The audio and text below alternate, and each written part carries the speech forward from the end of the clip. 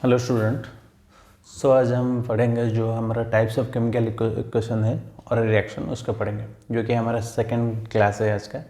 पहले क्लास कर लिए हैं केमिकल रिएक्शन और इक्वेशन का। ओके, स्टार्ट कर लेते हैं। What are the different type of chemical reaction. Chemical reaction तो हमें पता है, द रिएक्शन में जो हम पर नया प्रोडक्ट फॉर्म होता है। ओके, और उसका टाइप है, बहुत टाइप का केमिकल रिएक्शन है। तो देख लेते हैं क्या है different type of chemical reaction. पहले जो रिएक्शन है उसे बोलते हैं कॉम्बिनेशन रिएक्शन।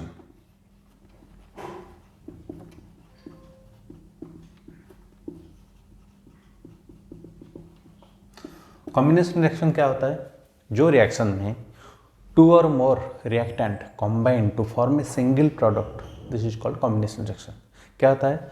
दो रिएक्टेंट जैसे कि हाइड्रोजन और ऑक्सीजन मिलके क्या हो गया? वाटर, उसे बोलते हैं कॉम्बिनेशन रिएक्शन।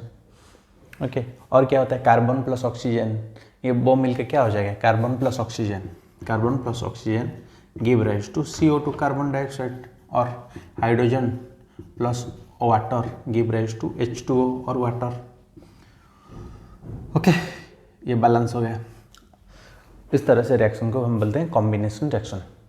उसके बाद और जो दूसरा सेकेंड टाइप ऑफ रिएक्शन आता है उसे बोलते हैं डिकम्पोजिशन रिएक्शन।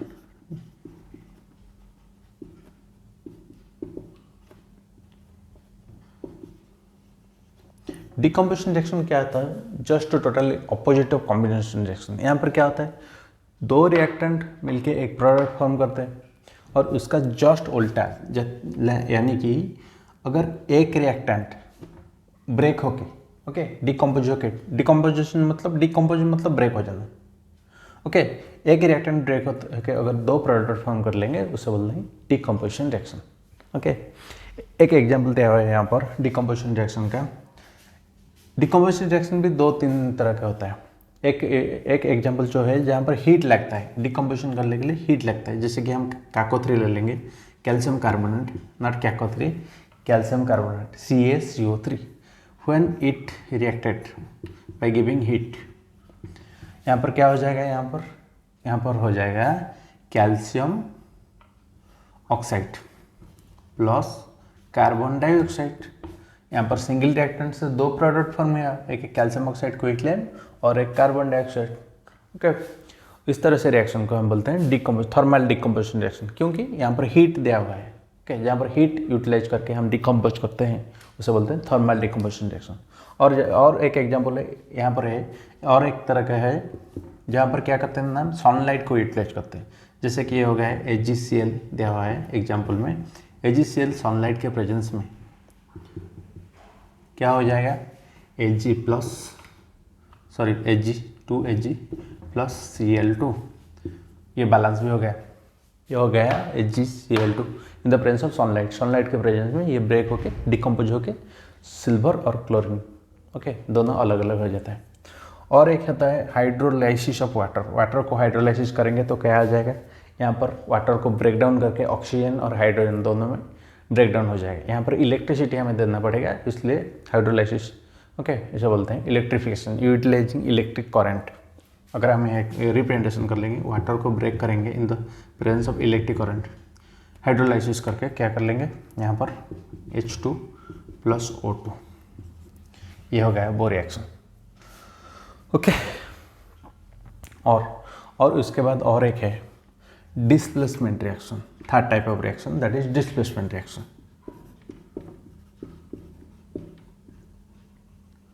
डिस्प्लेसमेंट रिएक्शन में क्या हो जाता है? डिस्प्लेस करता है। अगर सपोज करो एक वन सीट है, ओके, एक जगह में एक सीट है।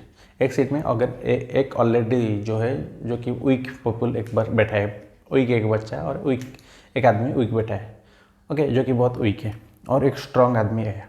स्ट्रॉन्ग आदमी आके क्या क्या उसके सीट चाहिए, क्योंकि एक ही सीट था ना, उसे सीट चाहिए। तो ये क्या ना, बहुत थोड़ा पावर लगा के जो होता है वीक आदमी को निकाल कर वहाँ पर बैठ गया। ओके, और क्या उसको डिस्प्लेस कर लिया, डिस्प्लेस करके उसका प्लेस ले गया। इस तरह से डिस्प्लेसमेंट रिएक्शन में क्या होता है ना, ये जो होता है more reacting metal less reacting metal को डिस्प्लेस कर लेते हैं। और यहाँ पर एक एग्जाम्पल दिया है डिस्प्लेसमेंट रिएक्शन का, जो यहाँ पर आयरन Fe प्लस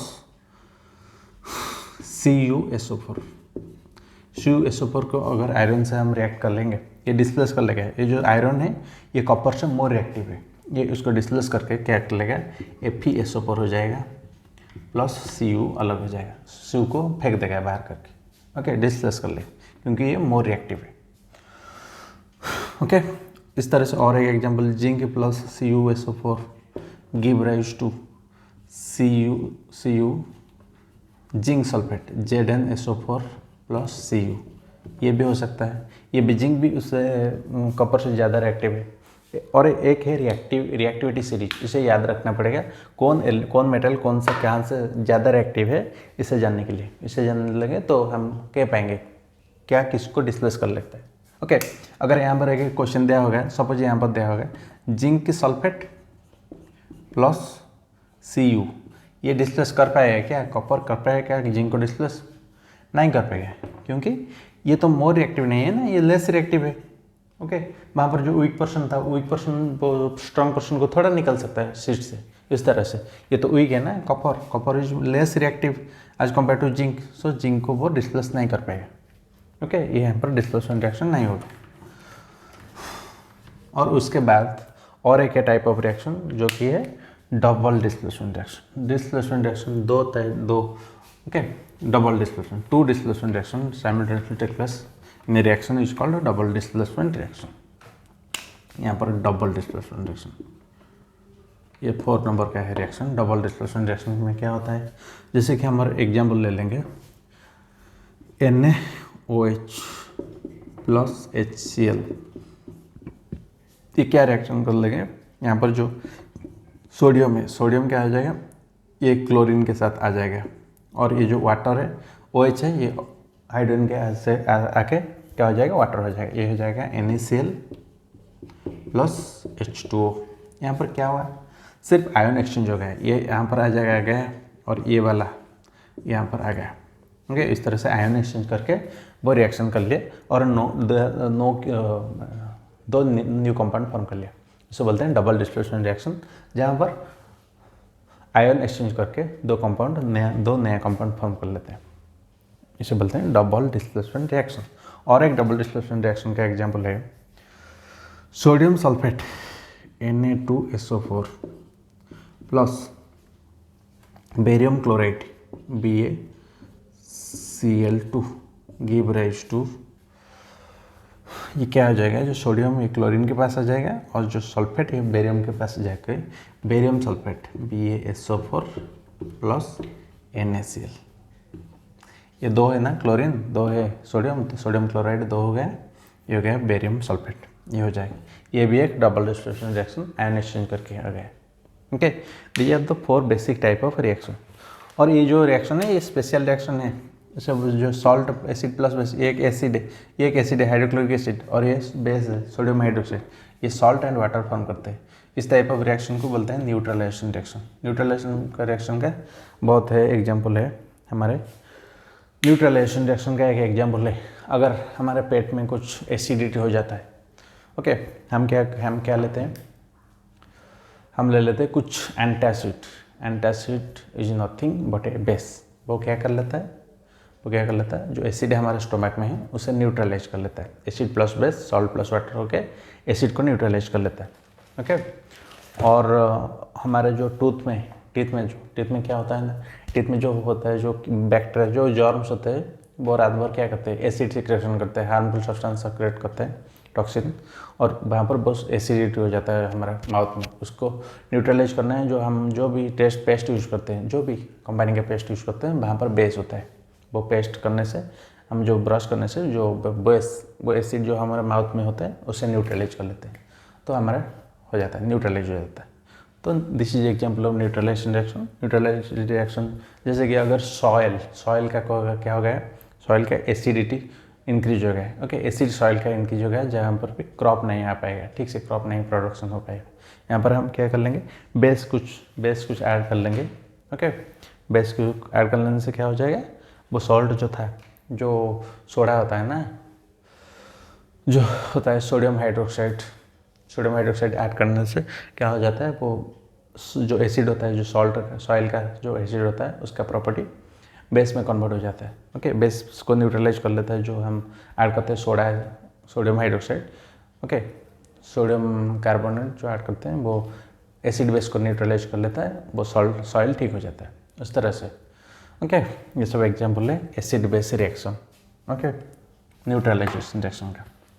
और एक है oxidation reaction and reduction reaction. Oxidation reaction का मतलब जहाँ पर ऑक्सीजन ऐड होता है, addition of oxygen is called oxidation reaction.